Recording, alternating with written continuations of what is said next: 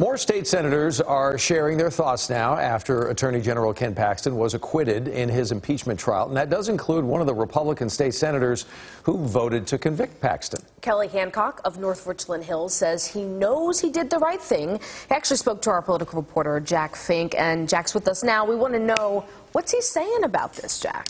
Well, Nicole and Doug, Senator Hancock told me that Republicans came very close to convicting Attorney General Ken Paxton on the impeachment articles, and he said before the trial there was a lot of pressure on him to acquit Paxton. Clearly there was an effort to impact my position, and I just had to block all that out and do what I knew was right. And Senator Kelly Hancock of North Richland Hills says the evidence and testimony from Attorney General Ken Paxton's top former deputies, all conservatives he hired for his office, proved to be overwhelming.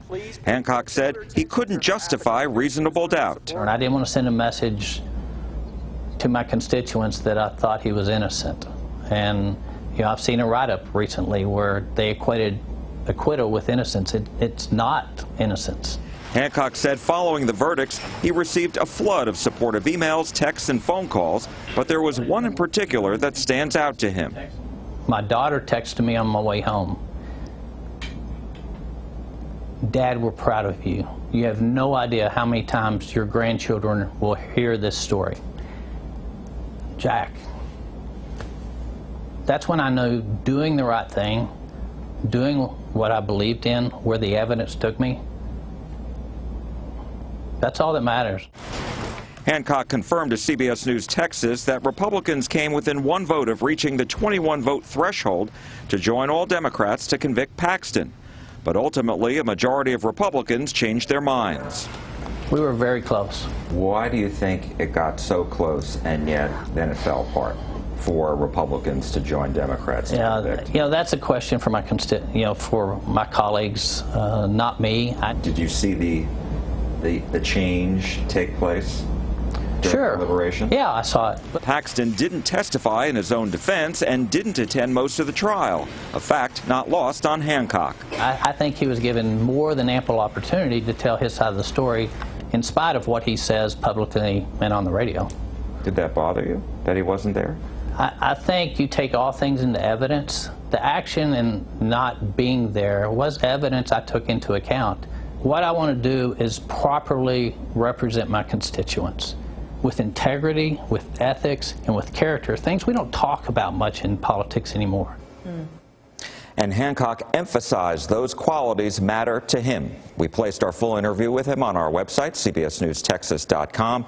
And Hancock said he really did not watch Paxton's interview with Tucker Carlson on X. And we know that you were here last night. That interview with Paxton, we were kind of waiting through the night, right? It didn't happen until kind of later in the night last night. And we know he's done some other interviews since then. But between the Tucker interview and the rest, what has he been saying? What's your kind of overall gauge of what he's saying? Well, he's certainly been making the rounds on a lot of conservative media, Doug. And one of the things that we know is that during the interview with Tucker Carlson on X, formerly known as Twitter, Paxton left open the possibility of challenging Senator John Cornyn when he's up for re-election in 2026.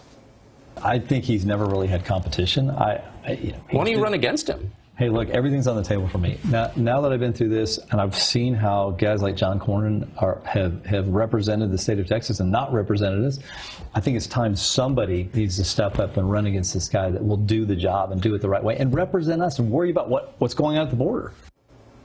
Well, that comment certainly got a lot of attention. And then this morning, locally on the Mark Davis radio show, Paxton had another warning for Republicans who push for his impeachment. He said he's going to be getting involved in the primary challenges against Republican House Speaker Dade Phelan, Representative Andrew Murr, who oversaw this entire impeachment process in the House, and even Republican lawmakers in his home county. There's a lot of Collin County reps that didn't talk to me, that I've been friends with for a long time. It would have been nice to have gotten one call from them and say, hey, I don't care about the evidence, I'm going to vote for this, but I never got that courtesy. So I will definitely be speaking out, and Jeff Leach, get ready. There's that warning shot. Now, during the interview, Paxton estimated his legal fees at well over $4 million to fight impeachment. What was not discussed on the interview with Tucker Carlson were the impeachment articles themselves. And Paxton blamed the Biden administration, Texas Democrats, consultant Karl Rove for former President George W. Bush, and Speaker Phelan for the impeachment against him. And those names kept coming up last night on that interview. Yeah, there were a lot of comments in the section of that interview that were, had some strong opinions about what he was saying. Yeah, it's going to be very interesting to see what happens going forward as we head closer to the March primary. I was going to say, it's not even March yet.